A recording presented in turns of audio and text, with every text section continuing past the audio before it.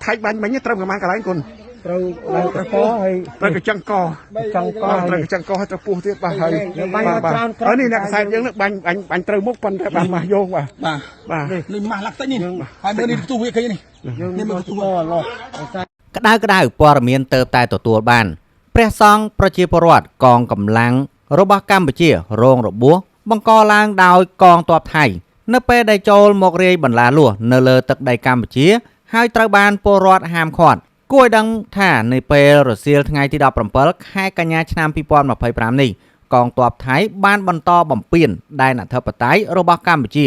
ដោយចូលមករាយបន្លាលួសនៅភូមិប្រច័ន្ទឃុំអូ3ជាន់ស្រុកអូជ្រៅខេត្តបន្ទាយមានជ័យក្រោយមកប្រជាពលរដ្ឋជាច្រើនបានចូលទៅទប់ស្កាត់តែនៅក្នុងចន្លោះពេលរារាំងនោះកងទ័ពថៃបានបាញ់គ្រាប់ផ្សែងបង្ហូរទឹកភ្នែកមកលើប្រជាពលរដ្ឋកម្ពុជា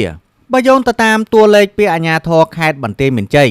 ថាមានប្រជាពលរដ្ឋខ្មែរព្រះសង្ឃទាហាននិងប៉ូលីសយ៉ាងហោចណាស់23នាក់បានរងរបួសធ្ងន់ស្រាលអំឡុងពេលដែលថៃបានបាញ់ឧស្ម័នបង្ហូរទឹកភ្នែកជំពាមកៅស៊ូមកលើប្រជាពលរដ្ឋខណៈដែលកងទ័ពថៃព្យាយាមរំលោភបំពានមកលើកម្ពុជាដោយប្រើប្រាស់កម្លាំងដើម្បីរាយបន្លាលួសនៅលើទឹកដីកម្ពុជា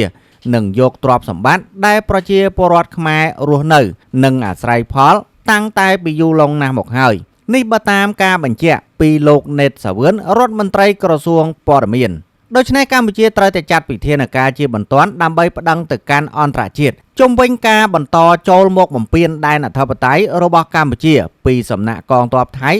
រហូតបង្កឲ្យមានរបួសដល់ប្រជាពលរដ្ឋនារសៀលថ្ងៃទី17ខែកញ្ញាឆ្នាំ2025នេះបើតាមការលើកឡើងរបស់លោកសេកសុជាតិអ្នកប្រឹក្សាយោបល់ផ្នែកអភិវឌ្ឍផ្នត់គំនិតនិងការស្រាវជ្រាវលោកបន្ថែមថាការងារនេះជាកិច្ចការចាំបាច់សម្រាប់រដ្ឋាភិបាលក្នុងការរាយការណ៍ឲ្យពិភពលោកបានដឹងពីការរំលោភបំពានទាំងកក្លឿនរបស់កងទ័ពថៃមកលើប្រជាជនកម្ពុជា